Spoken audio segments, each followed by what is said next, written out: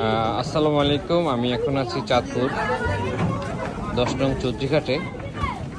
যাদের কষ্টে বা যাদের পরিশ্রমে আপনার একটি ভালো তরমুজ আপনার হাতে এসে পড়ছে, তাদেরকে একটু দেখুন।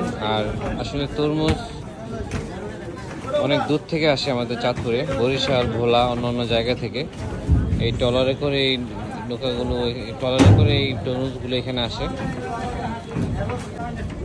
তরমুজ, লাল বা মধু বা রসমালাই নিয়ে যারা পড়ে আছেন, যাদের কষ্টে আপনার একটি তরমুজ আপনার হাতে এসে পৌঁছানো হয়, তাদের কষ্ট দেখুন।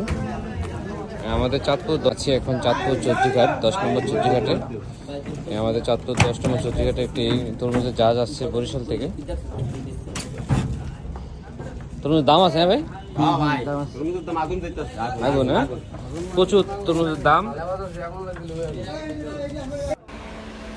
চাঁদপুর জেলার মধ্যে সবচাইতে বড় আড়ত হলো চাঁদপুর 10 নং চৌধুরীঘাটে।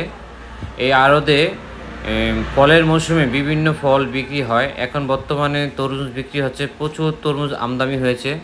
এখানে তরমুজের শ বিক্রি হয় 30,000 ও 25,000, বিভিন্ন কোয়ালিটি বুঝে দাম হয়। আপনারা যদি এই আড়তটি প্রথম দেখে থাকেন, অবশ্যই ভিডিওটি শেয়ার করে অন্যকে দেখার সুযোগ করে দিবেন। ধন্যবাদ।